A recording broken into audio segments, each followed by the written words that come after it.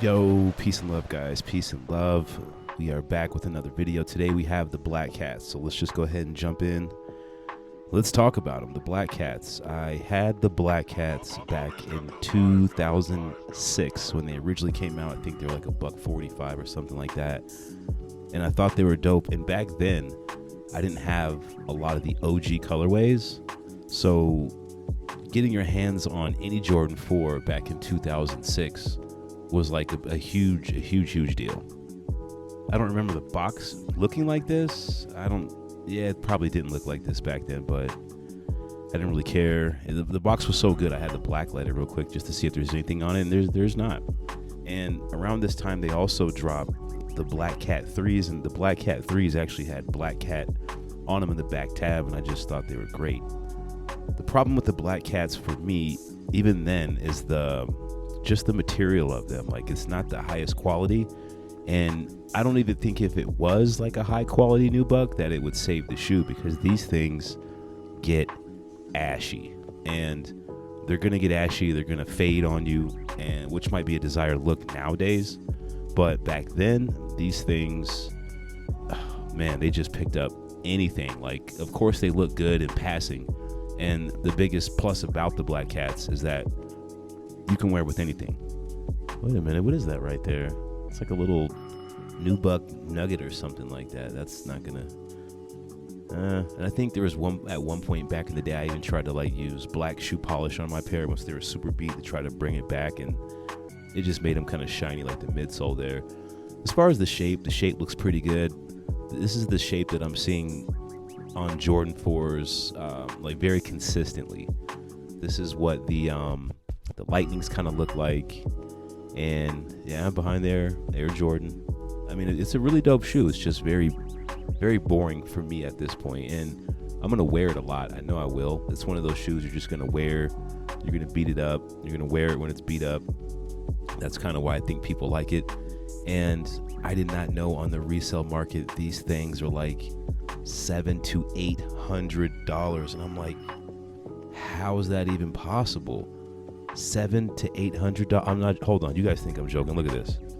All right, let's take a look at StockX first. Like, I went to go do a little bit of research, and this is all I needed to find. I said, what? $750? That is just insane. The price dropped as of today, the filming of this video, but the last sale was $840. Oh my God. I'm not pocket watching. I'm just like, dang.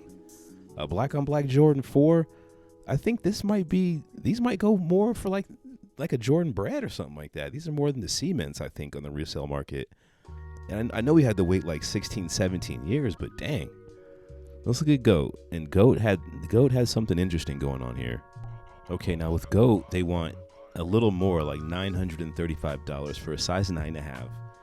It's brand new, and it's funny, there's one that says new with defects. Like, what does that even mean? For $600+ as well. Like, is that a B grade? Like, what are these defects that we're talking about? Like, I'd actually like to see their pair that has the defects. But anyway, overpriced in my opinion. Heck yes. For a black on black Jordan 4, I'm not pocket watching anything. If you have the money and you want to spend that on these, go ahead. But I'm just like, dang, I thought these would at least be $350 at the most, $250, something like that. But $800 for these old ashy things, man.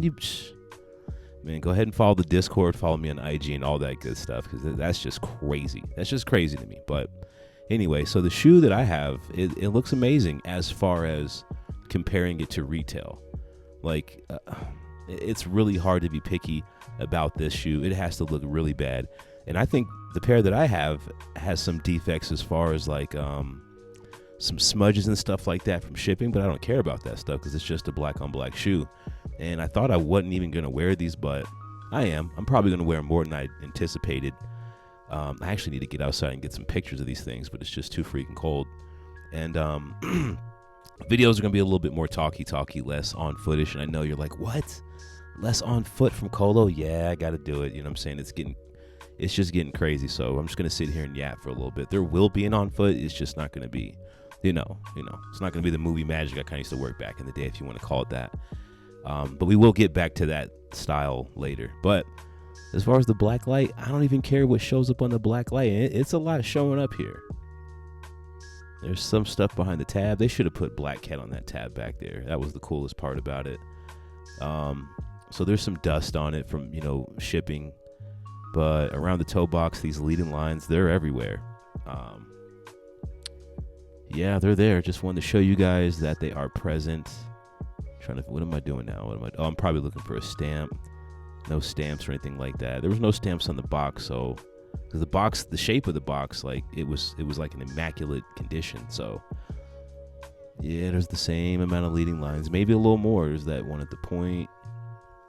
Yeah, but it is what it is. Let's just go ahead and jump into a little on foot real quick. All right, so as far as the on feet, this is the same day I shot the video for the waterproof, the Gore-Tex sneakers. And man, I really like those Gore-Tex sneakers, man.